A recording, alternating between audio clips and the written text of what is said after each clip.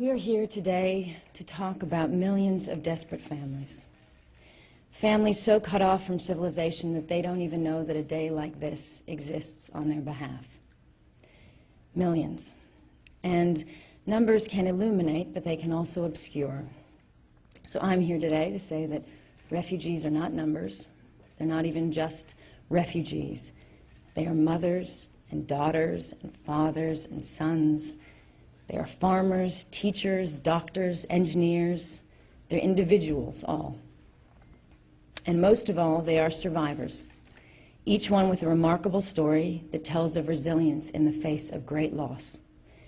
They are the most impressive people I have ever met, and they are also some of the world's most vulnerable.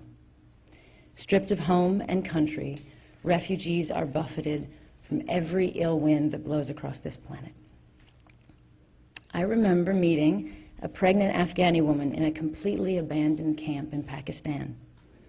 She couldn't travel when everyone else was relocated because she was too late in her pregnancy. She was alone with her two children and an older woman. There was nothing for miles around the camp, not a single tree, no other people in sight. So when they asked me to come in for tea, I said I didn't feel it was necessary. But being Afghans, they take pride in how they treat their guests, so they insisted. And they guided me into a small dirt house with no roof to keep out the scorching heat. And they dusted off these two old mats that they ate and slept and prayed on. And we sat and we talked, and they were just the loveliest women. And then with a few twigs and a single tin cup of water, they made the last of their tea, and they insisted that we enjoy it. Since before the parable of the widow's mite, it has been known that those who have the least will give the most. Most refugee families will offer you the only food they have and pretend they're not hungry. And the generosity of the poor applies not only to refugees. We should never forget that more than 80% of all refugees are hosted and have been for years and years in the poorest developing countries.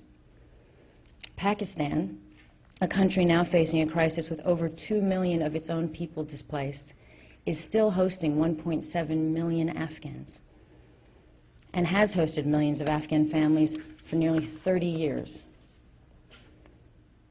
I remember before we said goodbye to the pregnant lady, she pointed to her young boy.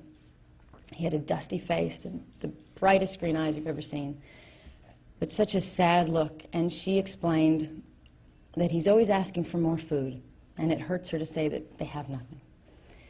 And she asked if we would consider taking him. Would we take her son so he could eat? And she said it with tears in her eyes, such was her desperation. A desperation unimaginable to every parent in this room. A few weeks later, the war in Afghanistan began, and heavy fighting started right where they were. I've been back to that region 3 times, and I look for them every time. The threat of climate change, the competition for resources, and ever-growing global inequality have created deepening, intractable conflicts. Whether it be Darfur, Myanmar, or the Swat Valley, or some as-yet unknown crisis, mass migrations will be a feature of our future, and we must adjust to this looming reality. And again, I would urge you to look beyond the simple numbers and look instead at the individual.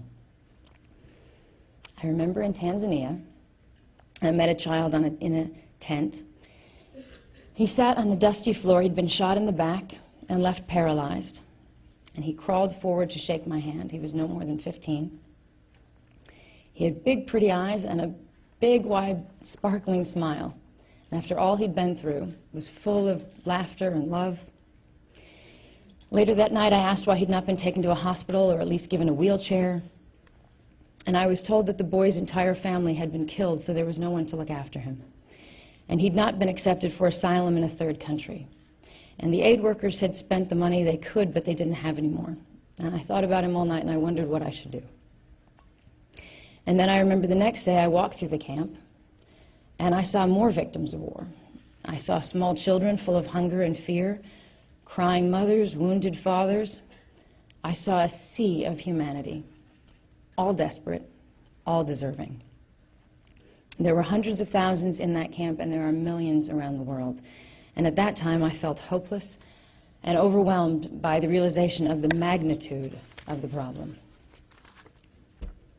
But then later on that trip, I met an 8-year-old girl who had seen her family killed in front of her.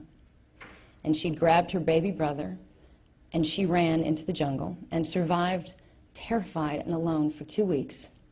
She managed to find bananas and feed herself and her brother. And when I met her, she didn't talk.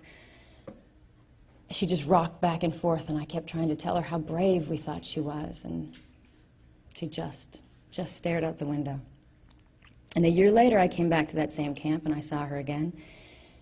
She was still very shy, but she was beginning to speak, and she was sweet and polite, but she still didn't care about chatting with me or visitors. She just wanted to know how her brother was. He was with the doctors, and she was just checking to make sure everything was going to be okay. She was his mother now. That little girl had a depth and a strength that I will never know.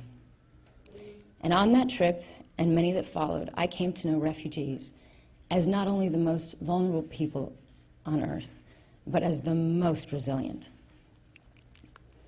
As an American, I know the strength that diversity has given my country, a country built by what would now some would dismiss as asylum seekers or economic migrants. And I believe we must persuade the world that refugees must not be simply viewed as a burden. They are survivors, and they can bring those qualities to the service of their communities and the countries that shelter them. If you see the individual, you see that education and knowledge refugees pass on to their children, because often it is all they have to pass on. It is why it is so important that we help to give them an education. If you see the individual, you see the contribution that can be made by refugees to their host countries, and how important they will be to their own land when eventually they return. In the last 9 years, I have made many visits to the field with UNHCR. I do it to raise awareness for the plight of refugees, but I also do it for me. The refugees I have met and spent time with have profoundly changed my life. The 8-year-old girl who saved her brother taught me what it is to be brave. The pregnant woman in Pakistan taught me what it is to be a mother. And the paralyzed boy who'd been shot in the back, with his big smile, showed me the strength of an unbreakable spirit. So today, on World Refugee Day, I thank them for letting me into their lives. And I thank you for coming.